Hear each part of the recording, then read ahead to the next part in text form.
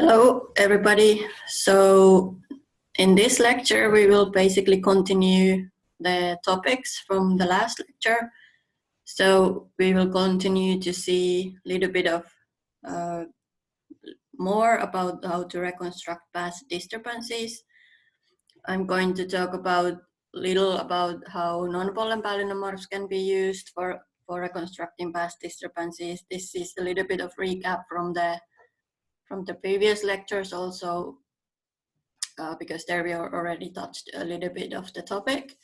Then I'm going to show you some examples how dendrochronological records can be used to reconstruct past disturbances, and also some advancements of how to reconstruct past insect outbreaks from sedimentary records. Then I'm going to talk about a little about the role of disturbances in vegetation changes through time.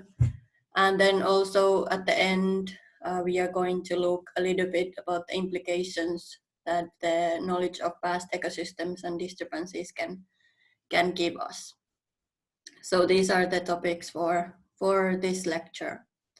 So non-pollen polynomorphs as disturbance indicators. So basically, they are usually used together with other proxies, basically providing an additional information or confirmation, for example, from forest fires together with fire scars and charcoal records. And they can also be used to reconstruct past human interference on landscapes or the effect of herbivory together with pollen. And as already mentioned before, they can be also used to reconstruct erosional events, for example, some spores that are transported to the sediments with runoff and from erosional, because of erosional events. And as already stated before, it's quite quickly developing field.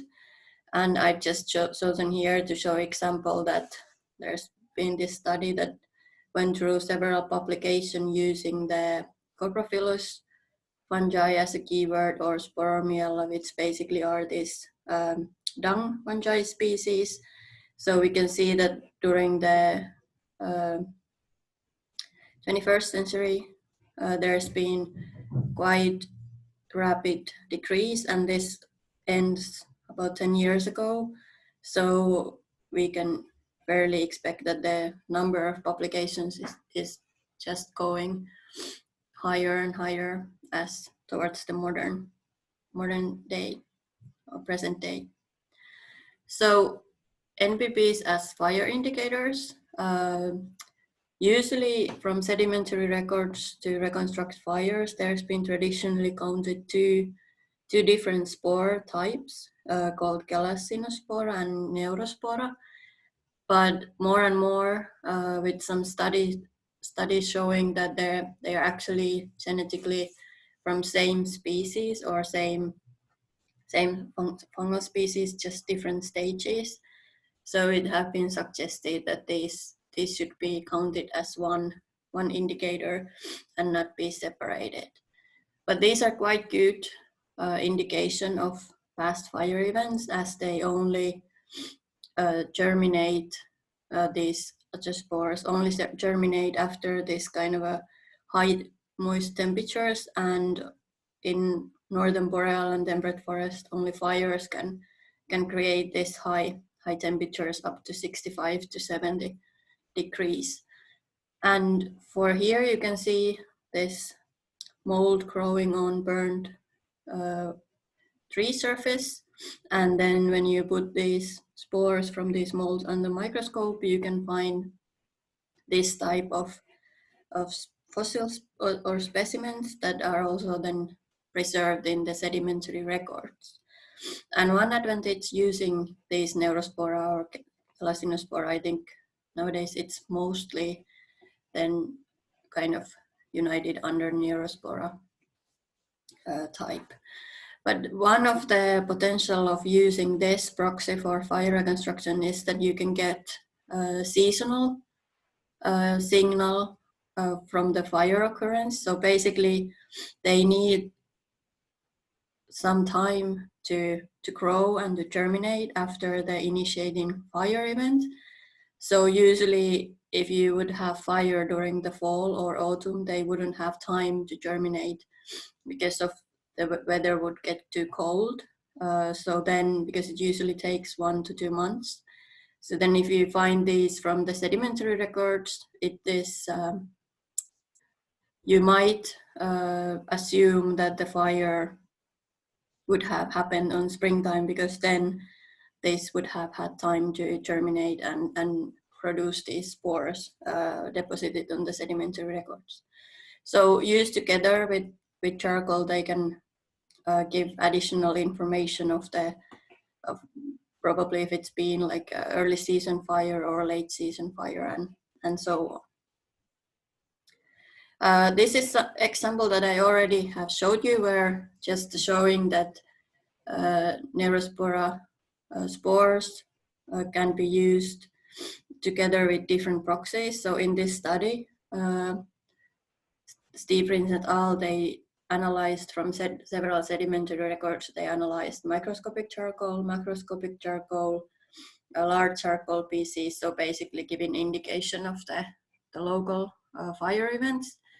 Then also they looked fire scars from tree ring records and Neurospora fungi. And then they made this reconstruction of all the disturbance indicators, putting it together as one composite curve and using it to create this kind of a fire frequency reconstruction. So they put the data along the last 11,000 years in 120-year bins and make this averaging from all the fire proxies that they analyzed from the sedimentary and tree ring records, and make this overall curve showing the fire frequency. And for example, here we can see that there's around mid-Holocene, there's increase in fire frequency, then some decrease, and again increase during the last maybe 1,000 years. Mostly it's probably because of the human induced fires. But here we can see that probably, or with using the different types of fire indicators, they can reconstruct more or make more robust reconstruction than just using, for example, fire scars that are showing the first few 100 years, or just then maybe having less temporal resolution in sedimentary records from charcoal sedimentary records. But then when combining all these three, they get more precise reconstruction of the fire events. So this is one way of using Neurospora as indicator tox. And so far, there isn't really studies that I know. There obviously there might be, but that would have been using Neurospora as single proxy for fire. But usually these are this kind of multi-proxy studies, which give them better indication what have happened in the past. Then using non-pollen palynomorphous F-dung indicator of large herbivores of grazing. So basically analyzing these spores or dung fungal spores. So basically spores that are coming from fungi living on herbivore dung or large mammal, or dung from large mammals. And there's been a lot of research trying to verify and see if how well these spores can be used as indicator of past herbivores. And Baker et al. Have done this reconstruction or research where they've compared the biomass density of herbivores and then calculated the spore abundance in the deposited on the area of this site where they know the biomass density of herbivores. And then they got quite nice results that the spore abundance of these dung fungi spores increases when the biomass density of herbivore increases. So this gives quite good indication that these spores can be also used to reconstruct herbivore presence or grazing in the sedimentary records. And one thing that they also found out that these spores are mainly transported to the sites with surface runoff. So mostly they are showing the local indication of the herbivore presence. And here just the most typical dung fungi that are usually analyzed from sedimentary records. So here we see Sordaria, Podospora, and Sporormiella that you most usually see on these publications and studies from this reconstructing grazing and herbivores. And here it's kind of the summary curve of all this taxa. So also there's been now these other comparison studies, and for example here Davis has investigated 3 different sites that have been which they've divided into these study areas that they make this experiment, that parts of the sites were ungrazed and parts were grazed, and then they analyzed these Coprophilus fungi spores from those sites, and also they analyzed pollen indicating grazing, and then they compared these results. And especially here we can see that the pollen indicating grazing and then the Coprophilus fungi spores, they correlate quite well together where it's been grazing. But obviously there's also some difficulties in interpreting the data. For example, here we can see that there's indications of these Coprophilus fungi and pollen indicators for grazing, even though it's been ungrazed part, but then you have to take into notice that it's the same site and same area, so it might also have some effect in these results. But in overall, it gives quite good indication for using the dung fungi spores because it has quite good correspondence with the pollen record showing the same things. Also, then one other example study of using non-pollen palynomorph records indicating grazing, there is this about 2 millennia reconstruction of vegetation based on pollen, which is presented here first.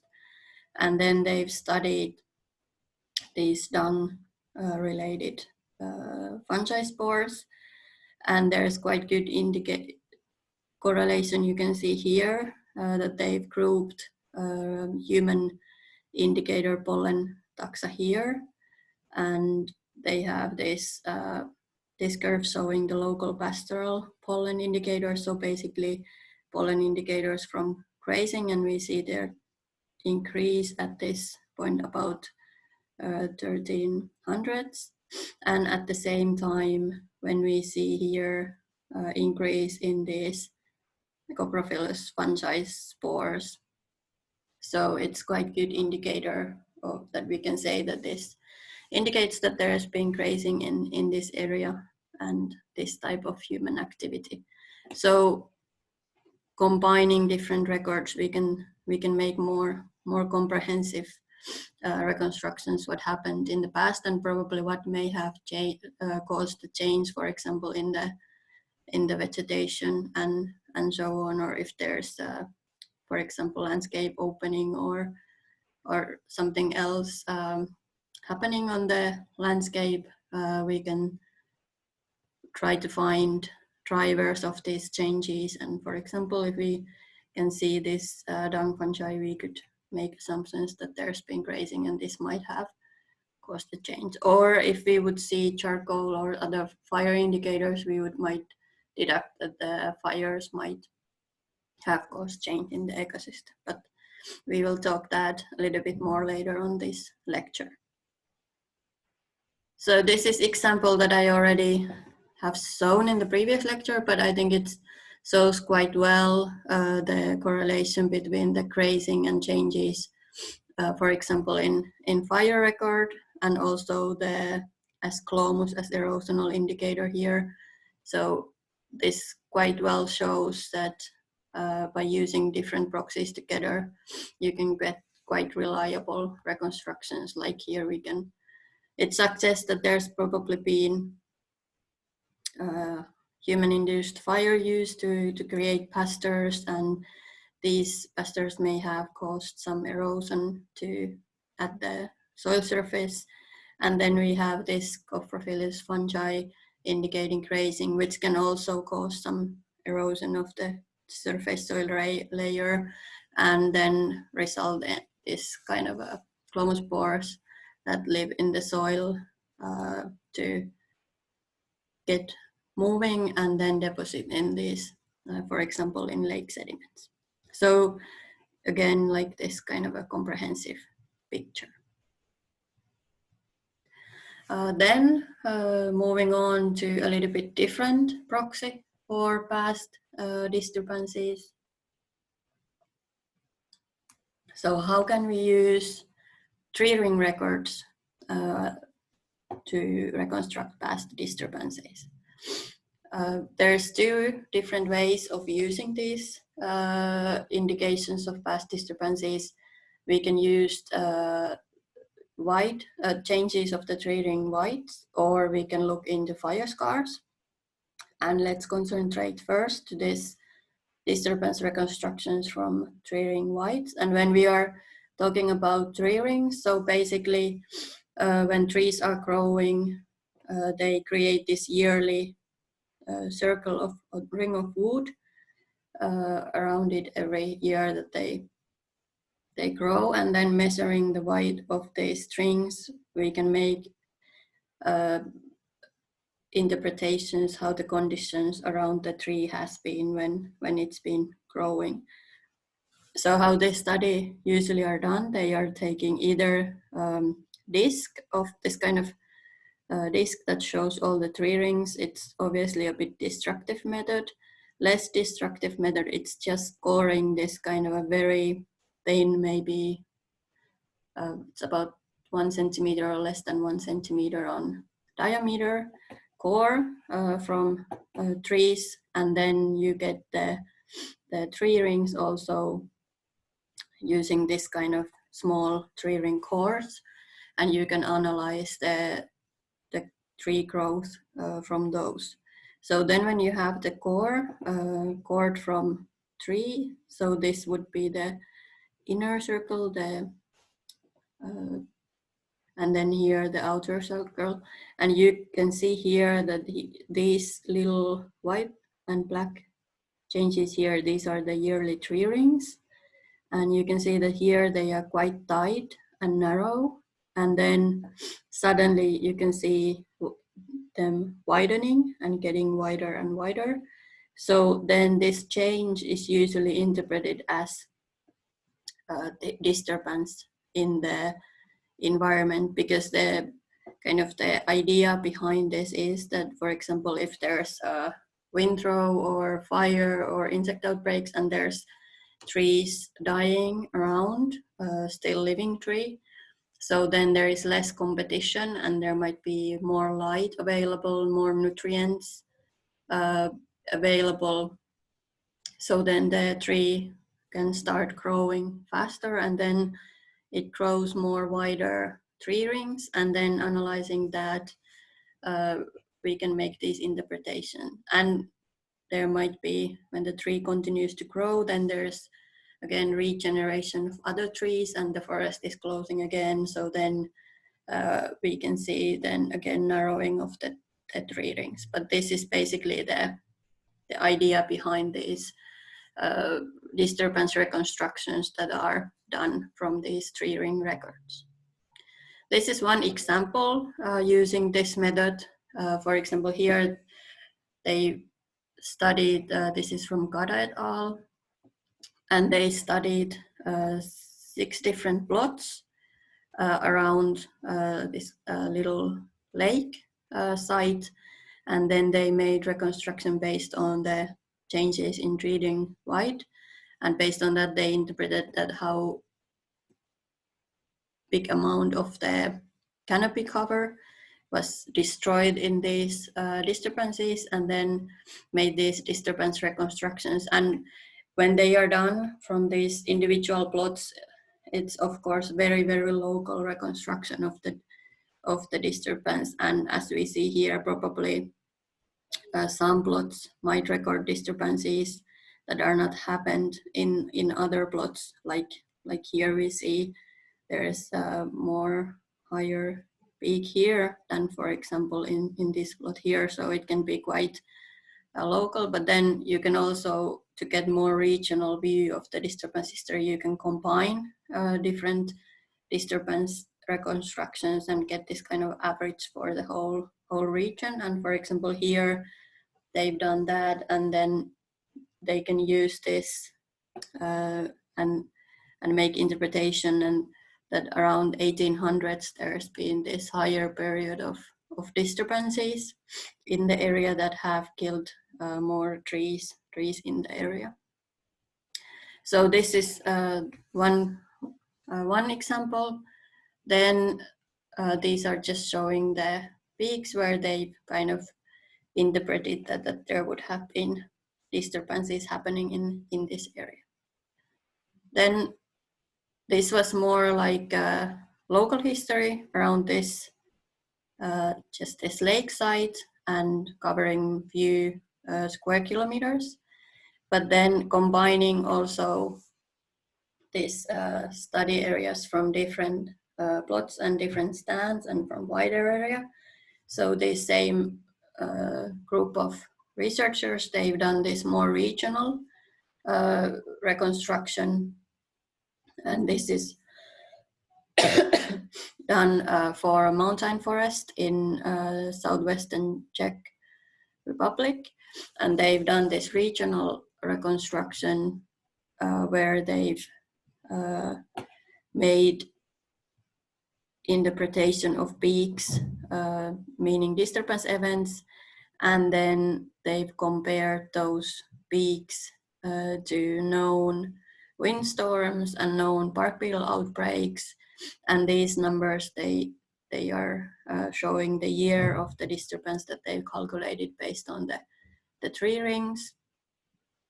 And then we can see here that some of these disturbance reconstructions, they actually correlate with the known disturbance events from wind storms and also from bark beetle outbreaks. But when we look at these reconstructions here and also here, we can see that it's only expanding 200 or 300 years back in time.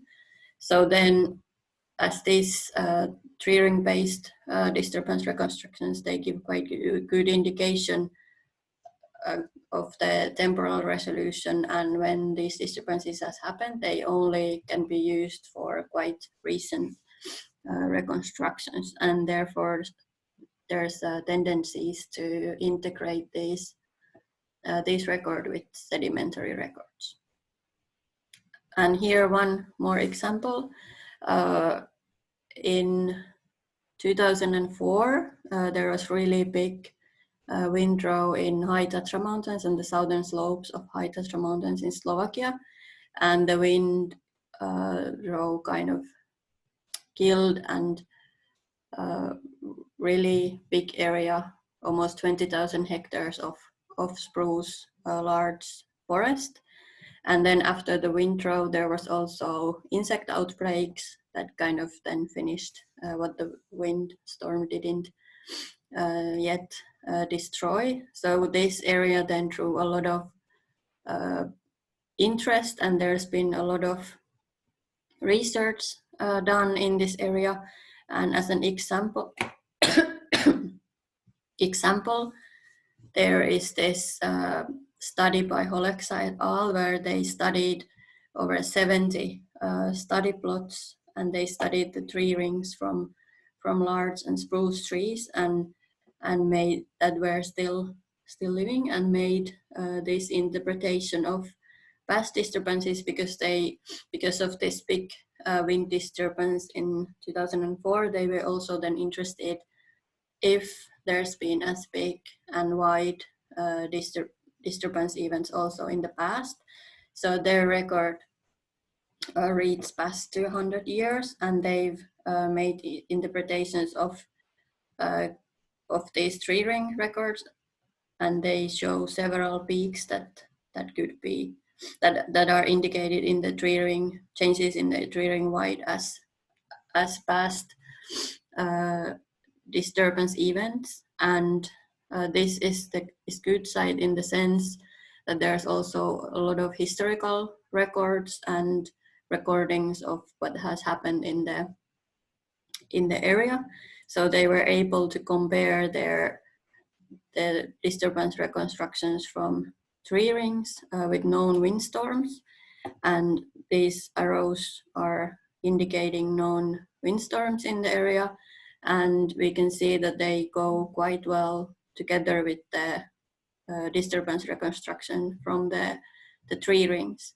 But there's also some peaks that are not showing at the same time as the known windstorms, so probably then there might have been some disturbances that may have been caused by some other disturbance agents. But this is quite good kind of verification for that these disturbance reconstructions are quite reliable, and actual disturbance events can be quite well reconstructed from these changes in tree ring wide. Then another way of using dendrochronological records is to reconstruct fires. So basically from this disturbance reconstructions based on tree ring wide, it's not easier, it's not really possible to say what has caused the disturbance event. But then by looking into the fire scars within tree rings, we can make reconstruction of past fires. So basically these fire scars are produced when there is this kind of a low severity fire, usually a ground fire, and it doesn't kill the trees. And then after the fire, the tree kind of continues to grow, but then the fire has anyway caused damage to the surface. So then when the tree continues to fire, we can grow after the fire. We can see this scar inside the tree and inside the tree rings. And then based on calculating from the tree rings, we can date these scars and then get the fire history from this way. And these provide quite precise history of fire in the area. So this is one method that can be used. And here is a few examples of these fire reconstructions based on these fire scars. This is done from northwest Russia, and here we can see this lines presenting sites, and then this dot presenting fire scars on certain age. And in this upper figure, and then in this lower, they've done this kind of a reconstruction based on of all these fire scars and making and different trees and sites in the area, and then made estimation of the burned area and also the oldest or the large fire years in the record. So here we could see that there's been fires more or less every 100 years or so. And then they've made this kind of a fire cycle reconstruction where in this first figure there is all sites together, and then in this B figure they have this early season fires and then late season fires, because you can also deduct from the tree rings if the fire has occurred in, sometimes you can deduct if it's occurred at the early in the season or late in the season. And then they made this kind of change point analysis to see when there's changes in the fire cycle and in the fire regime in the area. And here we see increased fires in here, and it seems that this might coincide with the period when there was more slash and burn cultivation and humans moving to the area, and maybe usually the slash and burn is done during the springtime. So here it might be one of the reasons for this kind of a more pronounced early seasonal fires, when then here, when coming towards to the 1900s, it's changing towards the more late seasonal fires. Probably the effect of slash and burn is decreasing, but this is just a speculation of it. But these are the kind of ways how you can use this fire scar data. Then another example, this from Finland, northern Finland, and similarly there's different sites. So these lines are sites, and then these are showing the fire scars that have been dated, and then showing the fire event. And for example, here we can see that you can see fire scars in some trees and some sites, which would suggest that it's been only at this very local area, or you can see it from all sites, which suggests that it's been larger fire happening at this point, and this would suggest maybe a smaller fire.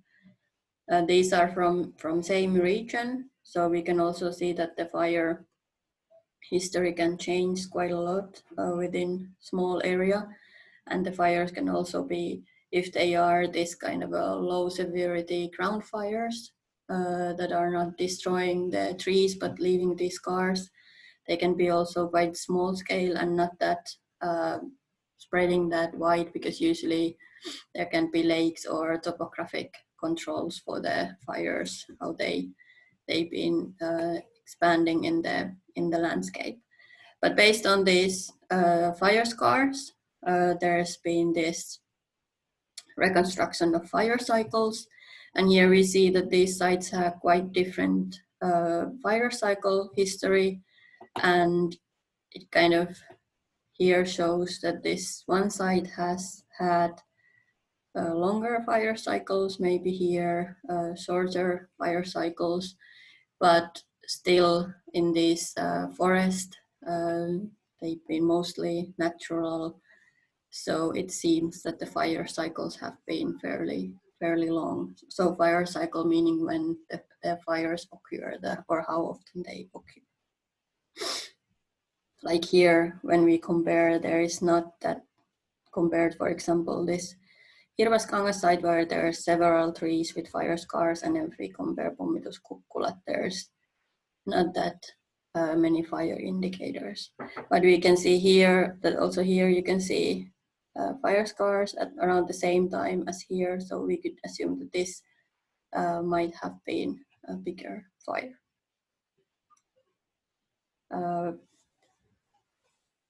Then one more example, also showing just how to combine these records, again different sites, fire scars indicating fire events, and then different sites in the same area they put into together and made this kind of a fire history reconstruction. And we see that then in the region there is this a few bigger fire events that have occurred in all of the sites, and almost all of the plots. So these are ways to use fire activity. And again, when you're looking, these are limited to the trees, how old trees there are available with the fire scars. So only a few hundred years, maybe the highest or the oldest reconstructions with fire scars from dating trees from peat archives might go up to 1,000 years, but that is almost the limit of this method. Then a few words about reconstructing past insect outbreaks. So basically, there are a lot of insect remains in sediments. There are a lot of insects overall. So insects are one of the most important groups preserved in sedimentary archives, and from those they can be used to reconstruct several different things. But usually now if we are focusing in this disturbance reconstructions, we can use beetle remains from sedimentary archives, and those are quite good indications or proxy, because they usually, certain species, they live in specific environmental conditions and specific habitats, and they prefer certain kind of temperatures and moisture levels, and then some species live in different kind of landscapes. Some prefer more open landscapes, some are more forest species. And then also some species, they have some specific host plants. And also this is important when reconstructing disturbances, because for example, in conifer forests, both boreal and temperate conifer forests, different species like spruce or pine, they have their own bark beetles that live in specific host plants. And these, because of these certain species, they live in the host plants, and sometimes if there's a kind of increase in the amount of these beetles, they can actually then kill their host trees, and that can cause small disturbances and insect outbreaks that then can then create this kind of gaps in the forests. And usually trees that are more older or maybe are stressed from climatic conditions like increased drought periods, or if there's some other disturbances, they might be more susceptible for these kind of insect outbreaks. So usually are not able to resist these damages that is done by increasing amount of these bark beetles. And these beetles, they live inside the trees, and they do these little cavities there, and then start slowly killing the trees. And it's been documented that in Europe, about, this was from maybe 2016, that 30% of the losses in ecosystem services and biodiversity is caused by bark beetles and bark beetle outbreaks, and especially in Central Europe in temperate conifer forest, which are important commercial forest also. So these are the insect outbreaks have been a really big problem. But then at the same time, it's important to keep in mind that beetles are naturally part of this forest, and they also creating these little caps in the forest. They also kind of maintain the diversity of the forest and create microhabitats for other species like fungal species or other insects. So they have an important role, but then also can have big effect at economical level as well. And here are some of the most typical tree killing bark beetles. There's European spruce bark beetle, and then also this kind of so-called six-toothed spruce bark beetle that are causing or killing trees. And then these are some fossil remains analyzed from fossils of this taxa. Then here is just a schematic figure how then bark beetle outbreak can affect landscapes and forests. So here in this kind of a pre-outbreak conditions, there starts to be some primary beetles. These are beetles that are attacking healthy trees, and they start spreading on the landscape. Then if there's favorable climatic conditions, and especially now that there's increasing temperatures and warmer winters also, there's quite preferable conditions for bark beetles to increase and live. So then with this favorable condition, they keep on spreading, and then they spread over the forest. And when they've kind of killed all the available host trees, and there is not as much nutrition or places to live for the beetles, the community collapses, and then there can start the regeneration of the forest. So it's just recently the bark beetles have gained a lot of attention because there's been more and more wider outbreaks, killing more and more trees and causing more of the economical losses. So then it's been also in the interest of several researchers, but also there's been a lot of research on the ecological values and on the effect of these disturbances on diversity in forest and in other faunal communities. There's one reconstruction from southern Sweden, and they've analyzed different remains of beetles living in different kind of environments.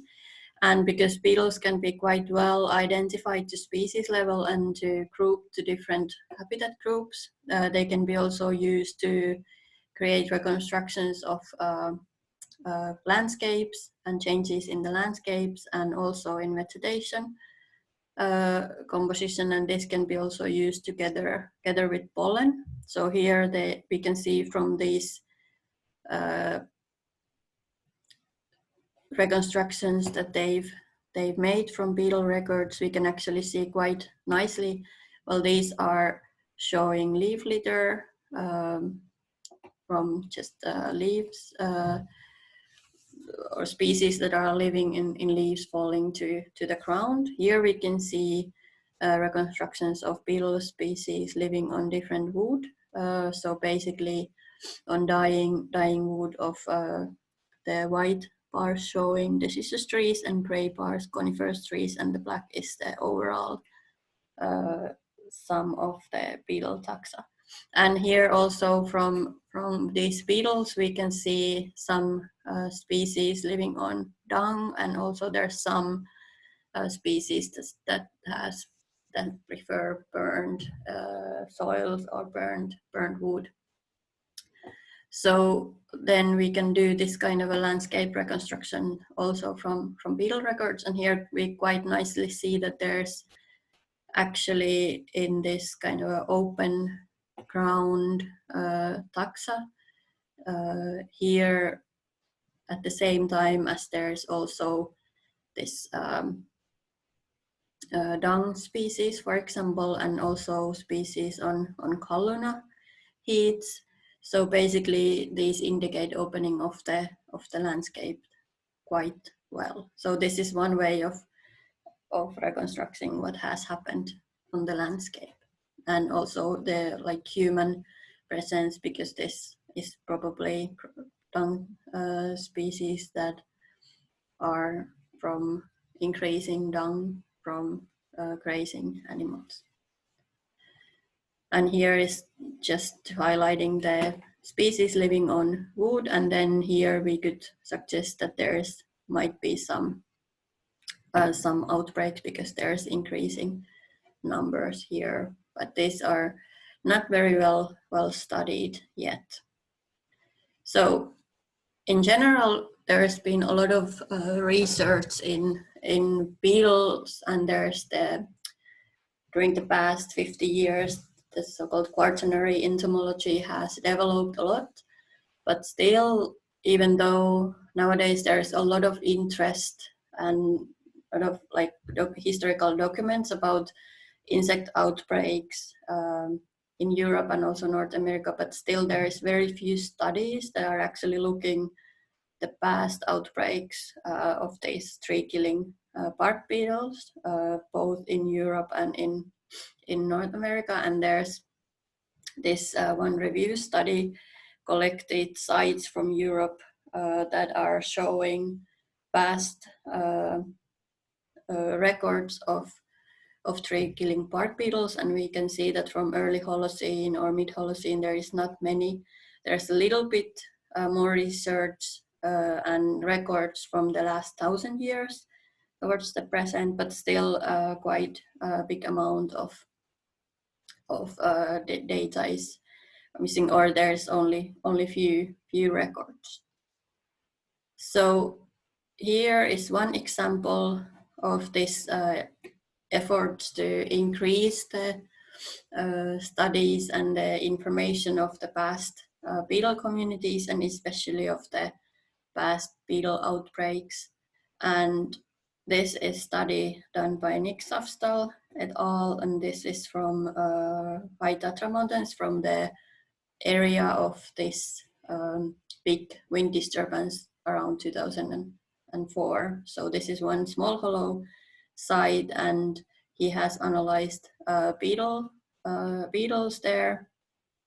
And divided in functional groups, and then separately he's analyzed conifer pests, so basically these tree-killing beetles, and we can see increase towards the present, probably showing this increase in this insect outbreaks. But then he's been also able to separate there some parts where there's really increase in these forest pests, and this is still work that he's at the moment continuing. So it's still unpublished records, but I can now show you some of the results from these studies. And here we can see that he, from the insect and the beetle taxa that he's analyzed, he's then divided them.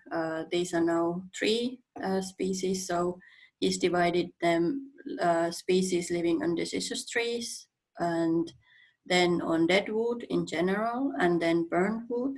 So these can be also used to analyze maybe if there's been fire on the area, and then forest pests, so these tree-killing bark beetles.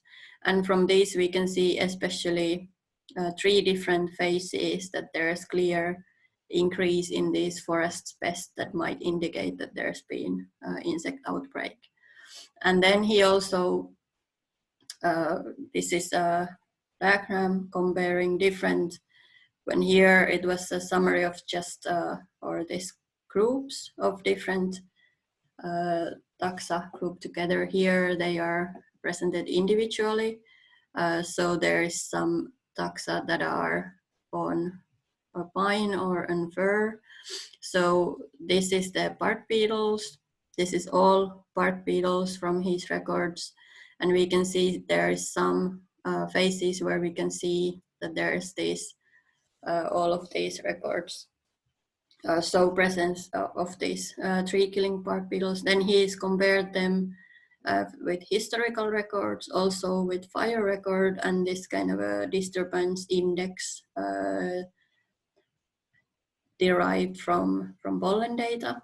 And then here is also main host taxa that these bark beetles that he studied are living, and he's been able to kind of visually, just for now, to detect there are some peaks in the record that also quite matches also some changes in the tree records here, and also with fire.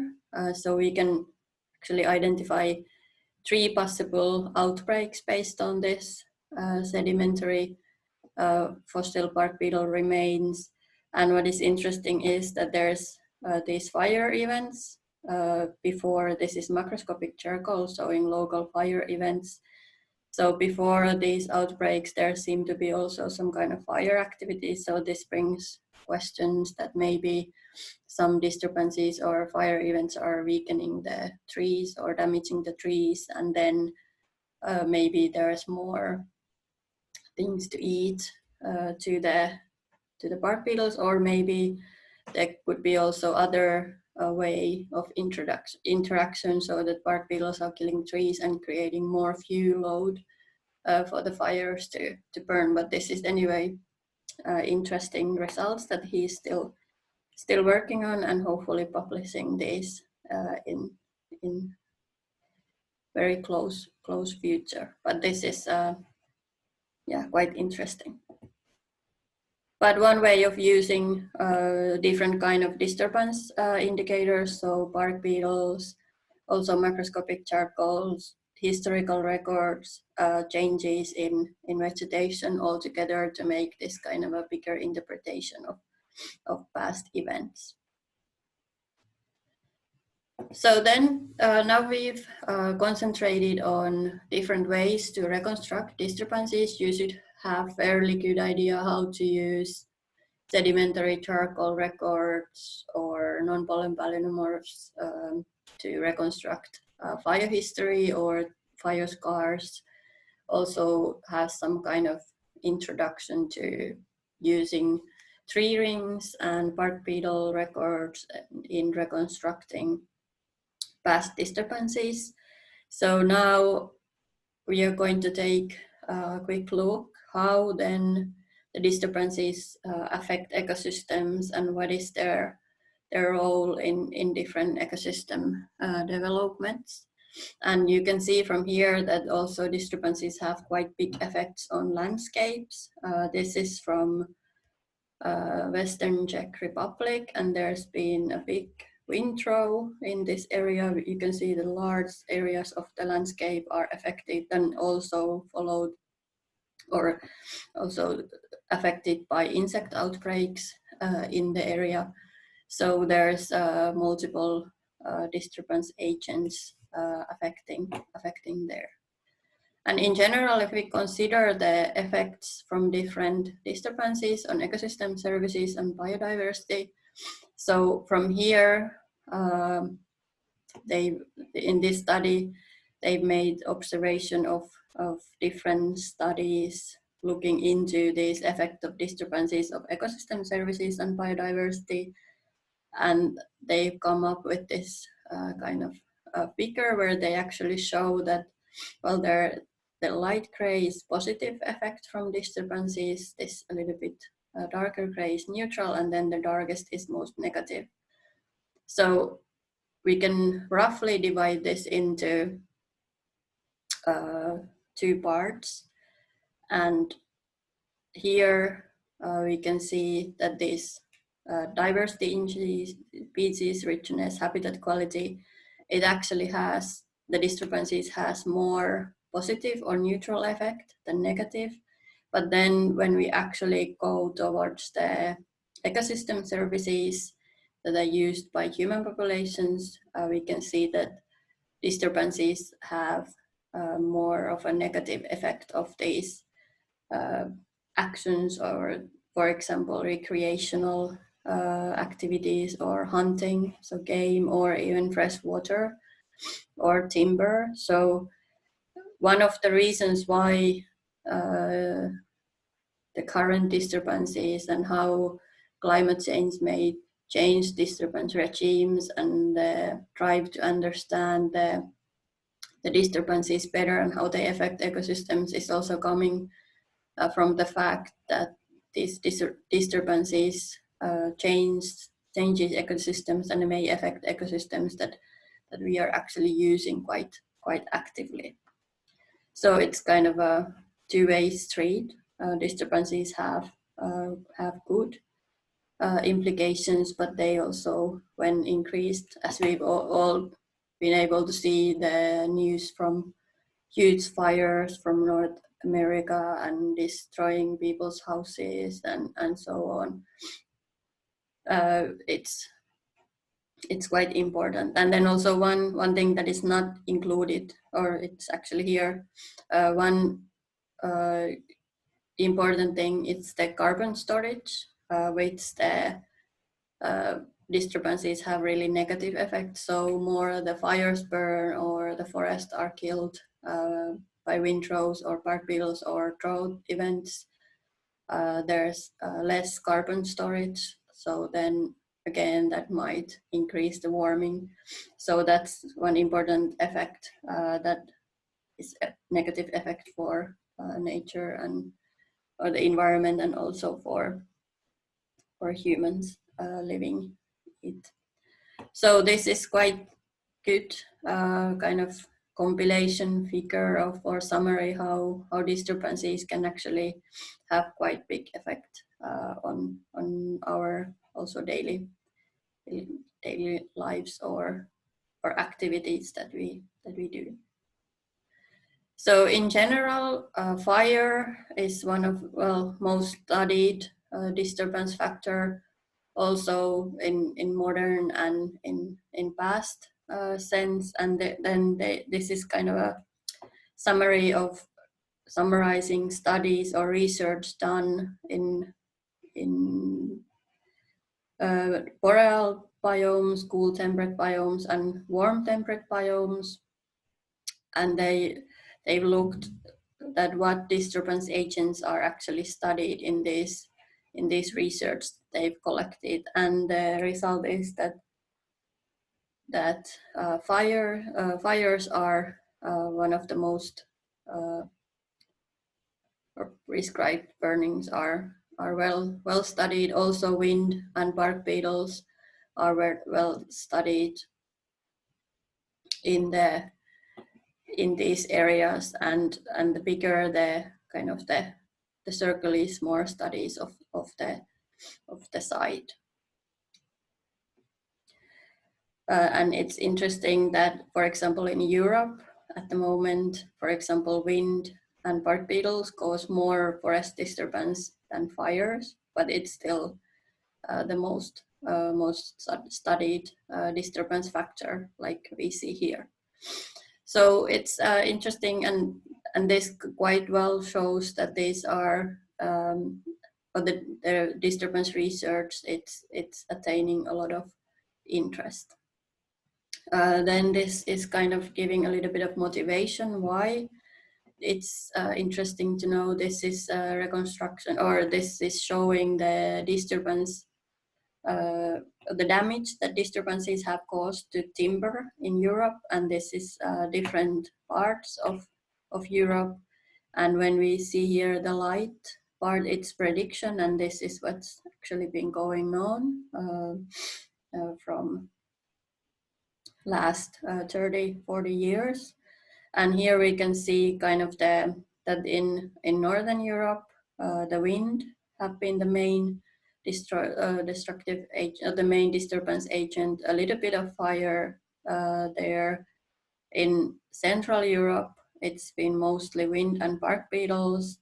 Going to the east, a little bit more of the forest fires, and then in Mediterranean region, forest fires are the main disturbance agent.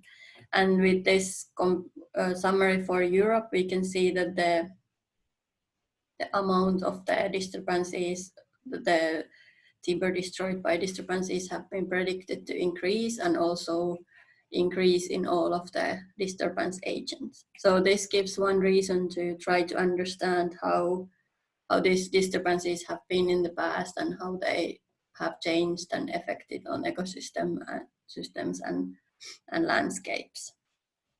And disturbances can have quite different effects on the forest. Here are pictures of forest, pine forest, jack pine forest from Northern America after 3 different disturbances. So in this first figure, there's been this kind of a high severity stand replacing fire. So all the trees have been killed, and now it's in the successional state, and the pine is and trees are regenerating. There's a regeneration of different kind of same age trees. So we see that the whole area have been disturbed at the same time, and it's quite even aged.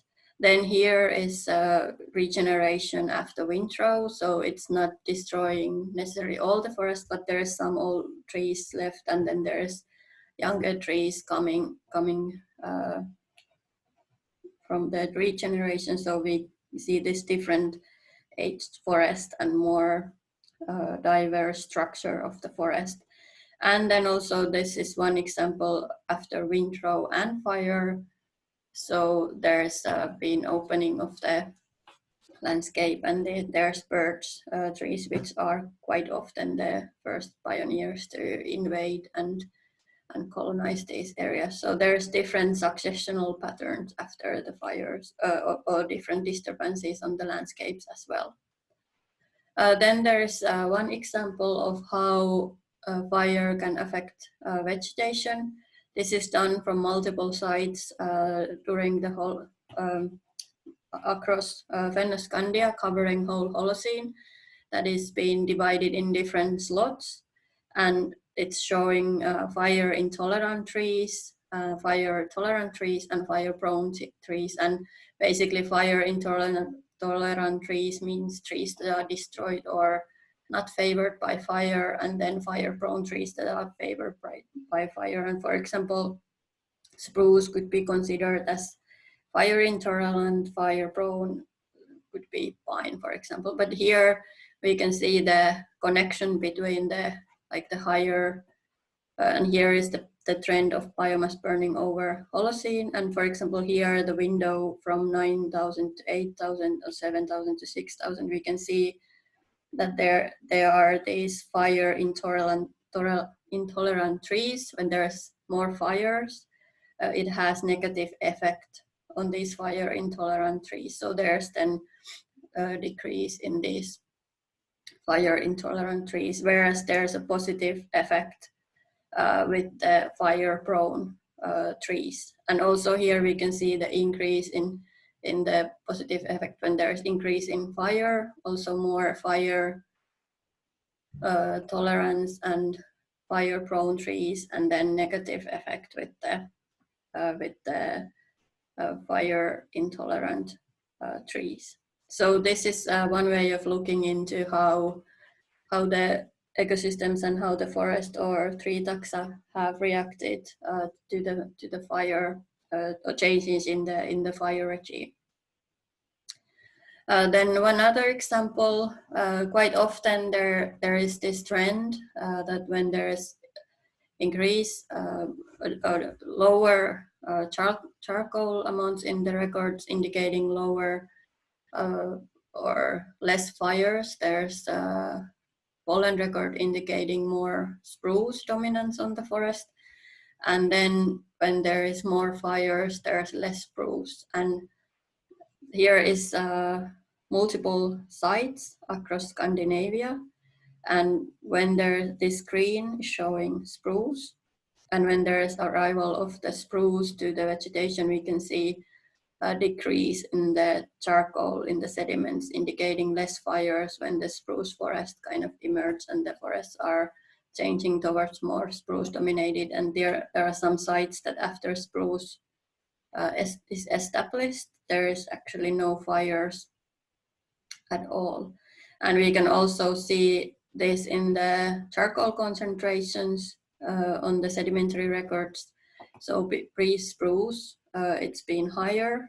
We can see these yellow, red colors here.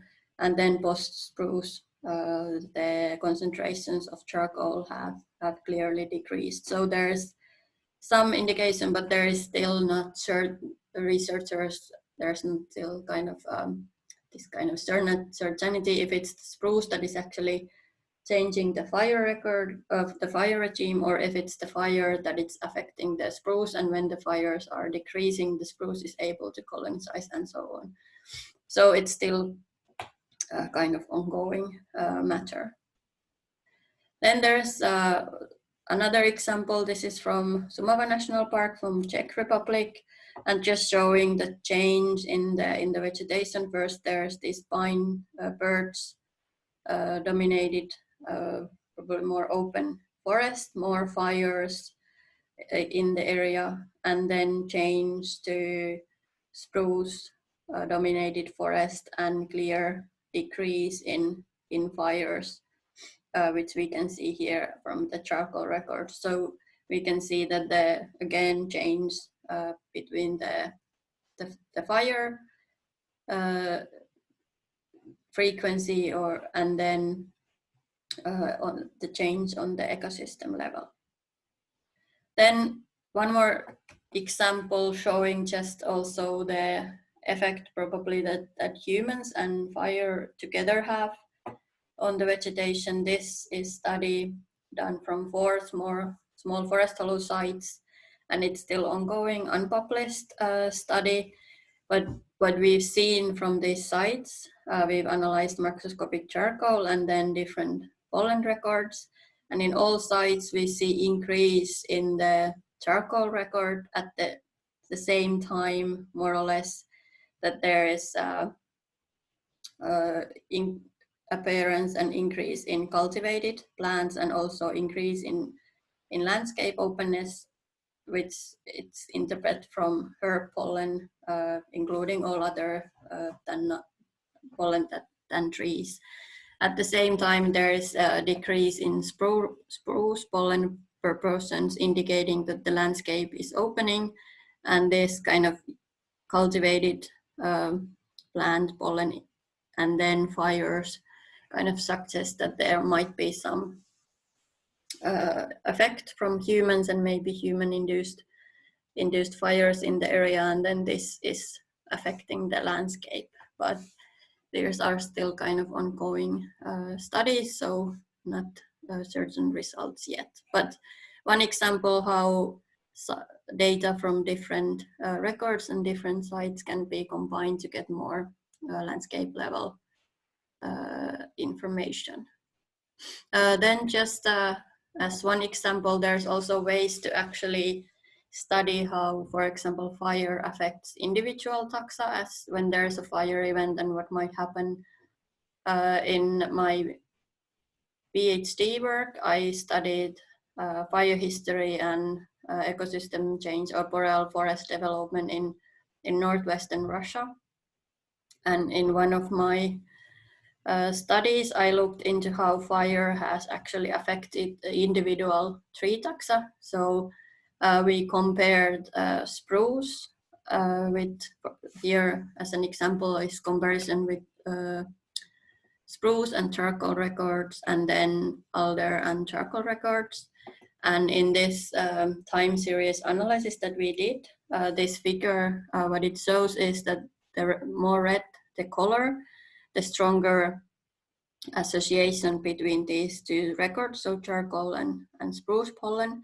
And when these arrows are pointing to the left, it's negative correlation, and when right, it's positive correlation. And when it's here at the upper part of the figure, it's short-term changes. And here, for example, it means long-term changes. So this is how to kind of interpret the figure. And what we can see from here, we can see that spruce has quite strong negative correlation. So when there's more spruce, there's less fires. When there's more charcoal indicating more fires, there's a decrease in spruce, and they have this kind of a short-term negative correlation. So it suggests that these fires can have this kind of stand replacing effects in this spruce forest and can have negative effect on the forest spruce and change in the forest structure. Whereas when we look at alder and fire, so alder pollen and charcoal, we can see that there's this positive effect, which is quite logical, because usually, like birds, trees, alder is also a species that are kind of benefiting more light and more open conditions and can migrate to these openings that are left by by fire. For example, when there's decrease in spruce, we can see increase in alder. So it's probably colonizing some of the sites that have been left by the fire and the spruce forest that the fire have decreased in the area. So this is one way of looking also how the fire or the disturbances affect to individual taxa. Then just example using different kind of disturbance proxies, and also to see if there's any change in vegetation. We've just made study with multi-proxy records indicating disturbances, and then this is disturbance signal from tree rings. And when we look at the records, we have a tree ring record indicating some of the disturbances. Then we have grain size, and then from non-pollen palynomorphs, we have Clomus record indicating erosion. This is records from a small lake. And we can see here, and then also charcoal from the sedimentary records, we can see some periods where we have tree ring based disturbance indication. Then we have Clomus, then we have fire events, and then we also have bark beetles analyzed from the sedimentary records, and those coincide. So it suggests that there's been disturbance events around the site. But what we found was interesting, that there isn't that big changes in the pollen record. So probably it's been quite local disturbances in the forest, and not kind of landscape disturbances that would affect in landscape level, but just probably some small areas destroyed around the lake that then have kind of in the lake catchment, and then these proxies indicating disturbances have deposited on the lake sediments. But this gives quite good indication that these records can be used to detect very local disturbance events. And when we look at these old photos from the area of the study, we can see that there's quite dense spruce forest around these early 1900s after these disturbances. So these photos are not detecting disturbances. So it's probably quite small, some disturbance events near the lake catchment. But it's interesting results also that always when combining different records, like here, very local tree ring records, and then pollen records that to the lake might come from a regional area and give more regional signal, you always have to keep in mind the scale of the study, that if you want to have very local pollen or very local vegetation reconstruction, the most spatially robust reconstruction you get from these small forest hollows that are inside the forest canopy, whereas then from tree rings also you can get very local plot level reconstructions from disturbances, and depending on the site, very much so. Smaller site you get local signal, larger site you get more regional signal, and so on. But one way of using these different proxies.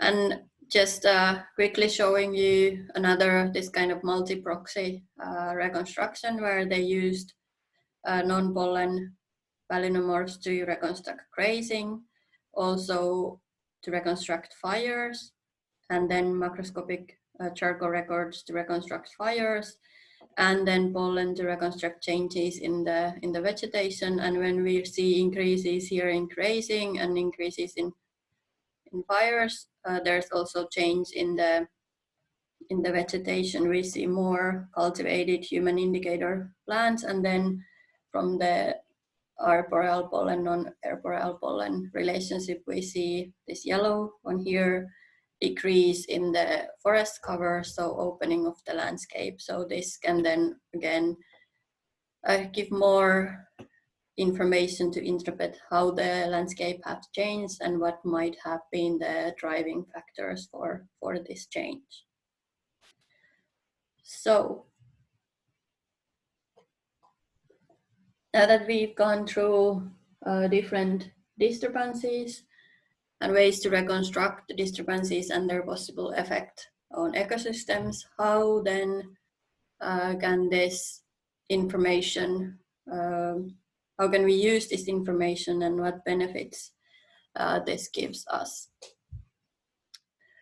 So when we look to paleo environments and we see what have probably how the ecosystems have changed and how the what are the drivers of the change, how the disturbance regimes have changed, have different disturbance agents been more frequent in the past, or have they maybe increased towards the present? So we might be able to do predictions how the ecosystems or different, for example, habitats or forest types might respond to changes in the climate or in the disturbance regime in the future or at present. And we can also see if there's been indications that how resilient the different forest types, for example, have been to changes. And for example, if we know that different threats or what might cause more disturbances, this might give some indication, for example, what kind of sustainable forest managing plans we could do, or what kind of effects disturbances would have for diversity or ecological or species richness and so on. And also with this long-term information, we can look into the past and see that what actually is natural ecosystems. So one way that we can use the past information and how to predict what might happen in the future, because we know that when climate is changing, there is going to be stronger storms. When climate is warming and it's drier, there's increasing fire events. Also more favorable conditions for insect outbreaks and bark beetles. So when we look into the past and we can compare these disturbance events that we know from the paleoenvironmental records with climate models and the reconstructed temperatures in the past, and see how those have driven the different disturbances, we can also kind of predict what we might wait in the future and how big the changes in the disturbance regimes might be. We can also make prediction of the future forest ecosystems or vegetation compositions or habitats in general. And we can make these decisions that what kind of forest types, for example, are most resilient. And there's been quite big amount of research showing that, for example, mixed forests with different structural types are more resilient towards different kind of disturbances than just forests with one species or one tree taxa or even age structure, which is more susceptible for big disturbances. Also, how the natural species composition might change in the future. Now, for example, in northern Fennoscandia, after the migration of spruce, there have been very few, well, basically non-natural changes in the forest composition, whereas during the Holocene warm period, we had more deciduous trees. And for example, if you remember from the previous lectures that, for example, the hazel was growing way more northern locations than at present. So will there be maybe these kind of changes in the future? this is something that we can speculate based on the past records and knowledge. And also then just to make this interpretation that what scale can we expect climate to affect based on several paleo-environmental studies, it's quite clear that climate is driving the main kind of patterns in ecosystem changes and also in disturbances as a driving factor there, if we think about droughts or fires and so on. But there's a big role in more regional and local factors, and then changes in the disturbance regime, how then ecosystems will respond to these changing conditions. So this can be taken into account also. And then just taking a closer look to conservation. So basically we can, from the paleoecological data, we can see what is natural forest. There then can be the question that how far past do we want to look? And then what do we actually want to conserve? Do we actually want to look the cultural landscape or natural habitat? And what do we consider as natural habitat? Something that was growing in similar climatic conditions in the area, or if we want to preserve diversity from, because some studies have shown that with increasing kind of also cultivation or increasing different cultural landscapes, there might be also increase in diversity, but then in different habitat types. What is baseline for natural forest composition or natural vegetation in general? How long are natural disturbance cycles? Like for example, if we look at the fire history in Finland, we know that at the moment we almost have no large or significant forest fires, whereas in the past there's been more. And how may this change if the temperatures keep increasing, and is it possible that there have been more increased fires also in northern Fennoscandia and so on? So what is actually the natural disturbance cycle in different types of forest? And then all this can give indications that what kind of management practices can we do to maintain different diversity in different ecosystems, depending what we want to conserve. Like if we want to get more natural fire induced diversity on forest structure, and so we do prescribed burnings, or do we want to mimic windrows with logging practices, or if there's some cultural landscapes like forest pastures and species on those habitats that we want to conserve. So we can look into the past and try to get some kind of indication how it has been and what do we want to achieve. So I hope that after these 2 lectures you have idea about what disturbances can be reconstructed from past environments, also from the previous lectures, how past ecosystems and vegetation change can be reconstructed, and how these all are used together to make interpretations and reconstruction from the past, and maybe used to predict what might happen in the future, or what are the processes behind the changes that are currently happening in the changes in disturbance regimes or different vegetation habitats. So these are the kind of the main things that I would like you to remember from these lectures. And I will give you once more instruction for the lecture assignment on Monday. So we will have the online session at 10 o'clock. And then if there's any questions that you want to ask from all of the lectures that I've given or related to this or any of the assignments, you have chance to do that then on Monday. So thank you for now, and I hope to see you on Monday at the online session. Thanks.